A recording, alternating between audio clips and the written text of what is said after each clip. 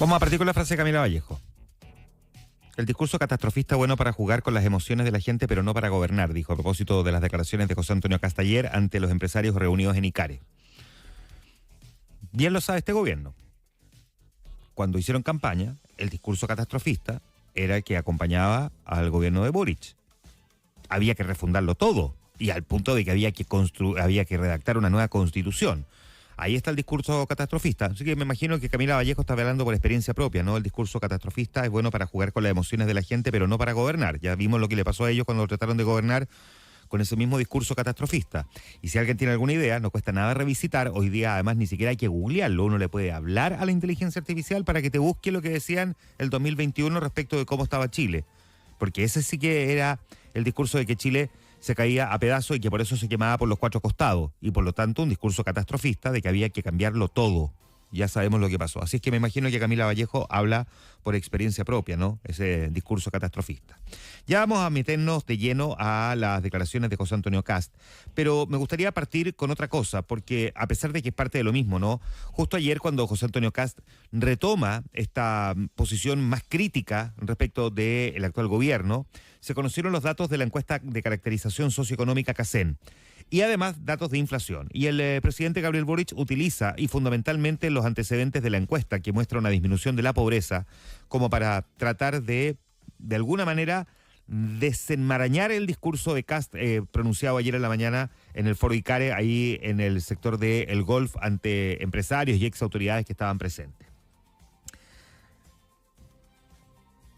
Se dieron a conocer la cifra de pobreza en Chile y esta vez la noticia vino con un giro importante porque además sabíamos que se cambiaba la forma de medir. Siempre es bueno ir actualizando el termómetro mediante el cual se toma la temperatura de determinadas cosas porque por supuesto que la realidad va cambiando, hay montones de herramientas que permiten hacer ajustes relevantes y especialmente porque además uno tiene que empezar a mirar si efectivamente lo que se está midiendo es lo que se pretende reflejar como realidad. Y ese cambio no fue menor en términos concretos, porque hasta hace poco nosotros estábamos utilizando una metodología que, decían los expertos, se había quedado corta para reflejar lo que realmente estaban viviendo muchas familias. Nosotros ya hicimos un cambio hace algunos años cuando empezamos a medir la pobreza multidimensional, porque la pobreza no tiene que ver solamente con niveles de ingresos, sino que también si es que, por ejemplo, una persona puede acceder o no a vacaciones, una persona que no puede acceder a vacaciones, porque a lo mejor tiene un nivel de ingreso que lo saca de la pobreza, esos ingresos lo está generando por cuenta propia, no es un asalariado y por lo tanto no tiene posibilidad de tomarse vacaciones, porque si se toma vacaciones deja de percibir ingresos. Entonces ahí también hay un grado de pobreza, ¿no? Ese cambio lo hicimos hace algunos años. Bueno,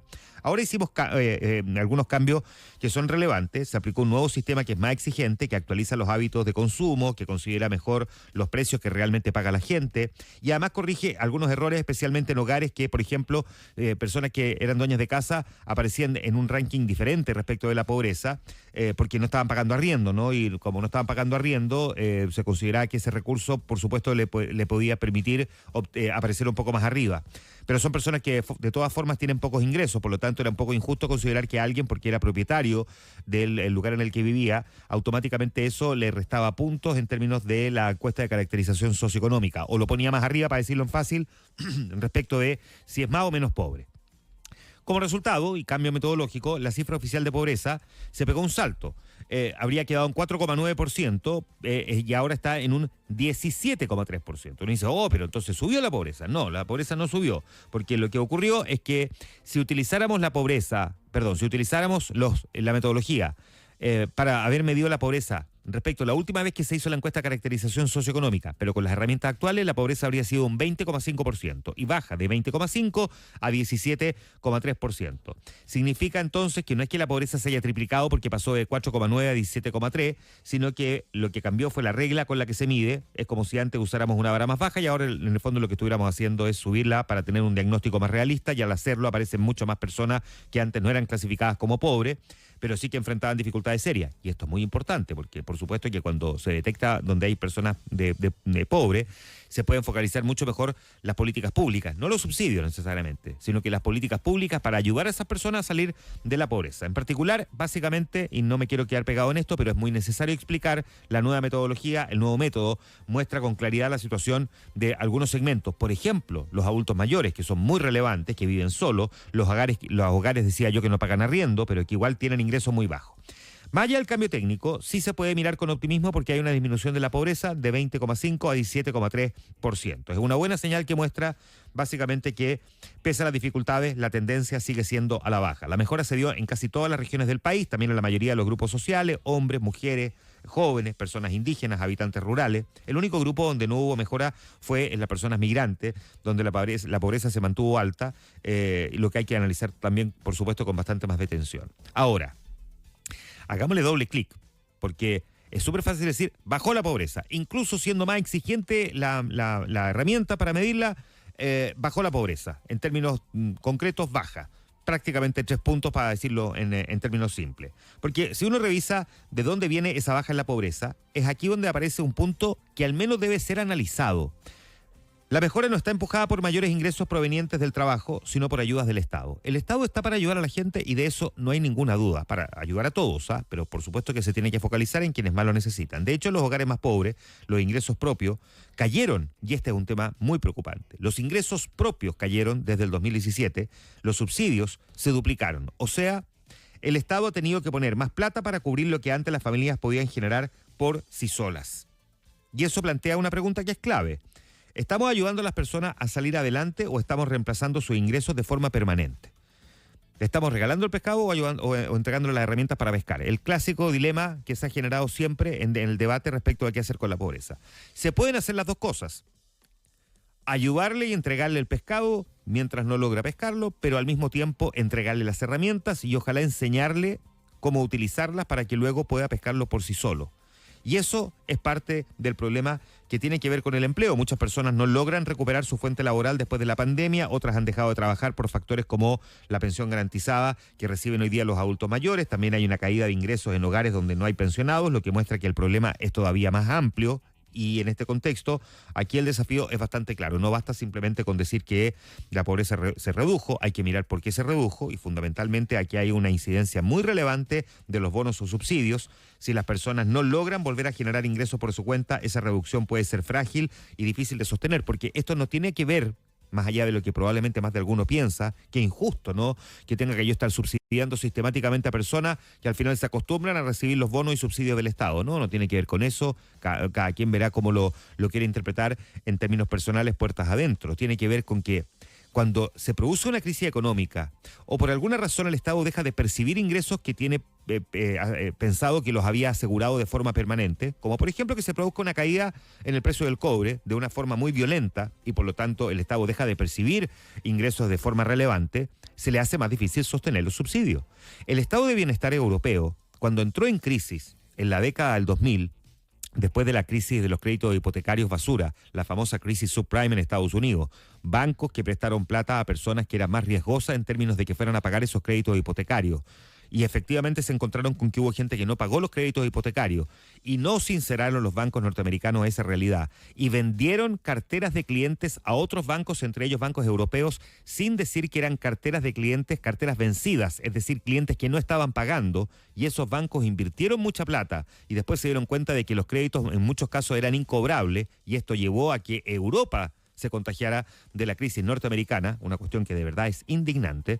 Los estados de bienestar europeos se vieron afectados, porque los estados tuvieron que salir a rescatar a los bancos, porque cuando los bancos quiebran o están a punto de quebrar, me van a perdonar el chilenismo, el que caga no es el dueño del banco, son los cuentacorrentistas que tienen su plata puesta en el banco. Si el banco se mueve con la plata que usted y yo tenemos puesto, nuestro sueldo, en fin, y si el banco quiebra, adiós plata.